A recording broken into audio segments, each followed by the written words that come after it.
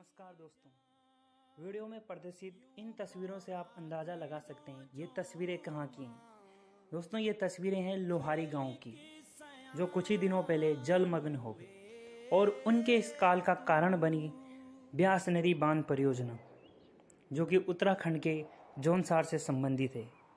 दोस्तों, केंद्र द्वारा पोषित इस जल विद्युत परियोजना ने लोहारी गांव के लोगों के घरों, जमीनों, खेत खलिहानों, उन घरों से जुड़ी उनकी यादों, बचपन, उनके पूर्वजों के रैन बसेरा, उनकी संस्कृति, उनकी सभ्यता को सबको डुबो दिया। उनकी रोती, चीखती और विलखती आवाज़ों से आप सुन सकते हैं, आप उनका दर्द महसूस कर सकते हैं। ये किसी भयानक सपने की तरह है, जो मौत से भी भयंकर है। दोस्तों, आखिर कब तक उत्तराखंड के लोग ऐसी बड़ी बड़ी कुर्बानियां देते रहेंगे विकास के नाम पर? मैं सरकारों से कहना चाहता हूं कि कब तक आप उत्तराखंड के लोगों की जन भावनाओं से खेलते रहोगे? कब तक उनकी जमीन जायदादों को ऐसे ही डुबोते रहोगे? दोस्तों, अगर वाकई विकास होता तो उत्तराखंड में पलायन क्यों होता? अगर वाकई सरकार ने विकास की होती तो उत्तराखंड में बिजली दरें इतनी महंगी क्यों होती? विकास के नाम पे आप उत्तराखंड के लोगों को कब तक ठगते रहोगे? आखिर कब तक उत्तराखंड और राज्यों का बोझ ढोता रहेगा? और आप कब तक उत्तराखंड की धरती पर ऐसे एक्सपेरिमेंट्स करते रहोगे?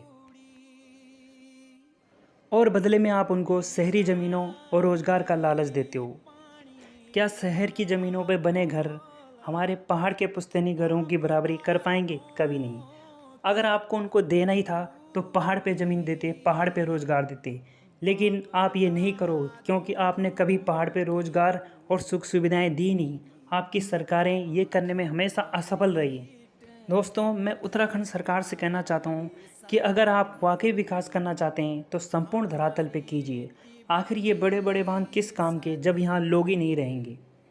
और ये सुनिश्चित कीजिए कि इन बड़े बड़े बांधों से उत्तराखंड में भौगोलिक हलचल पैदा नहीं होगी। और साथ ही साथ ये भी सुनिश्चित कीजिए कि इन बड़े बड़े बांधों का ज़्यादा से ज़्यादा फ़ायदा पहाड़ के लोगों को मिलेगा। और ये बड़े बड़े दोस्तों, इस बांध परियोजना का उत्तराखंड सरकार को बेसब्री से इंतज़ार है, क्योंकि वह जानते हैं ये केंद्र पोषित योजना है जिसका 90% केंद्र सरकार खर्च करेगी।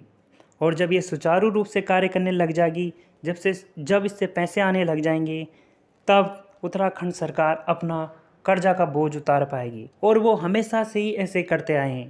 पहले वो अपनी गलत सलत नीतियों से उत्तराखंड को कर्जे में डाल देंगी और बाद में जन भावनाओं से खेलकर उस कर्जे को उतारने की कोशिश करती हैं।